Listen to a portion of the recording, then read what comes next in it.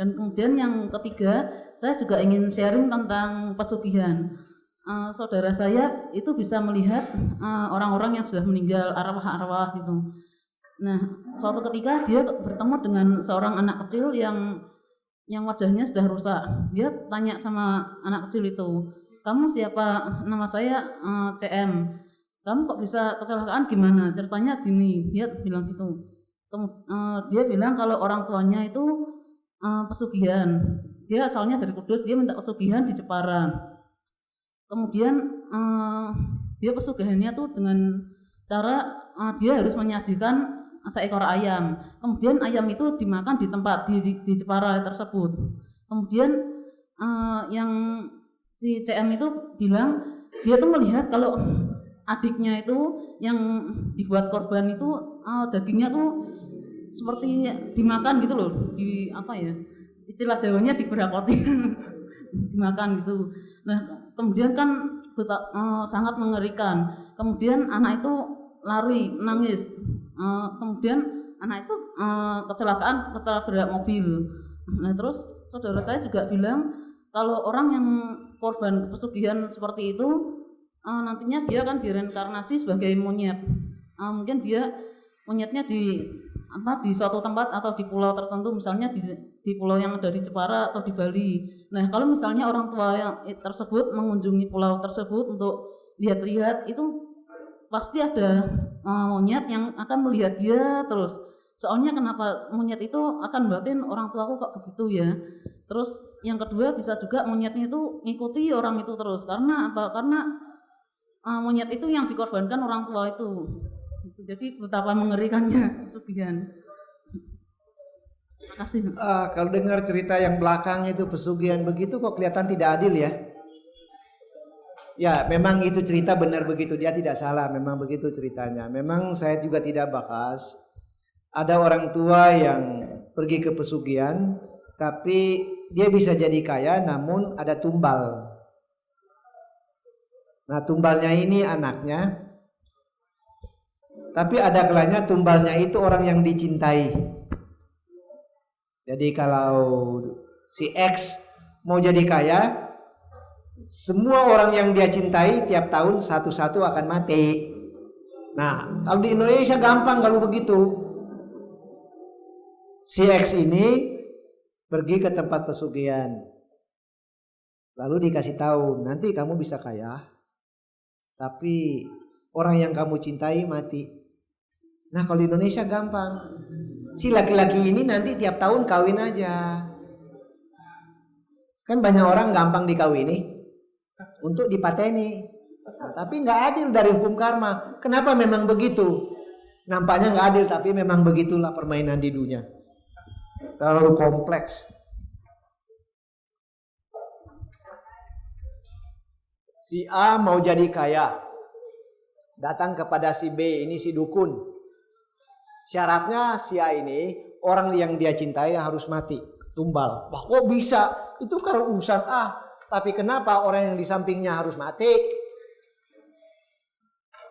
Ya misalnya ya si C, D, E, F nanti. Ini istrinya. Dan celaka ada banyak laki-laki tertentu bajingan, yang penting dia happy, istri tumbal mati-mati nggak apa-apa. Tuh nanti kawin-kawin juga banyak.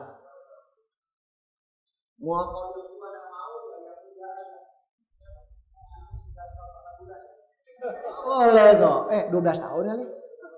Nah, itu kan gampang. Wong banyak orang susah katanya. Tapi kan yang konyol, kenapa ini yang mati? Perbuatannya ini. Nah, ini permainan karma memang pelik. Si A ini kawin dengan si C. Ya memang dia punya karma yang jelek, dia akan mati, bisa mati.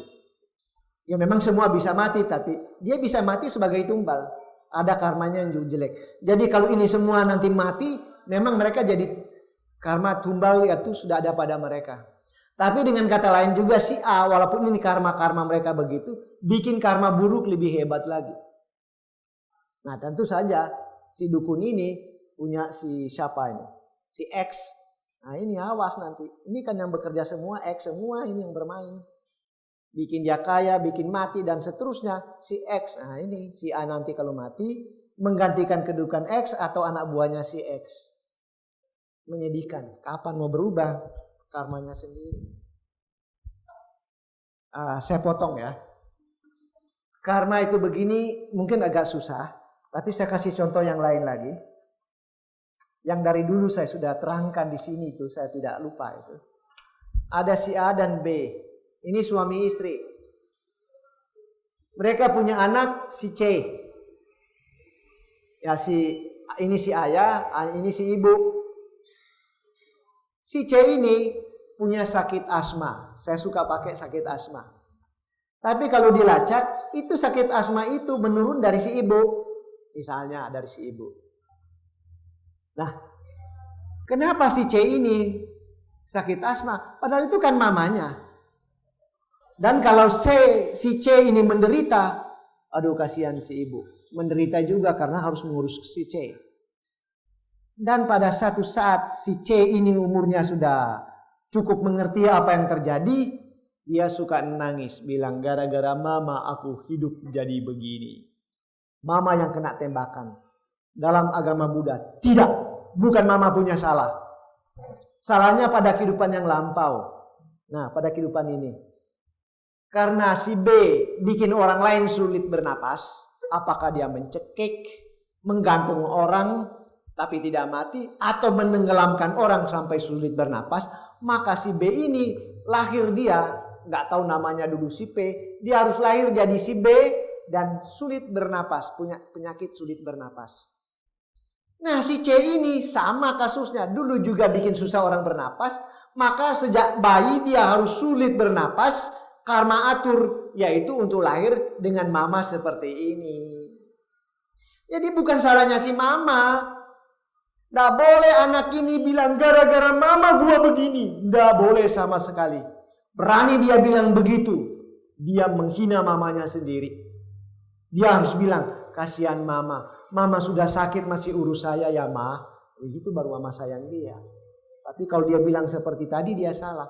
Karena dia jadi sakit asma ini didesain oleh karmanya untuk sakit asma dari kecil. Untuk itu dicocokkan dengan ibu yang sakit ini. Jadi bukan salahnya mama, bukan. Salah sendiri.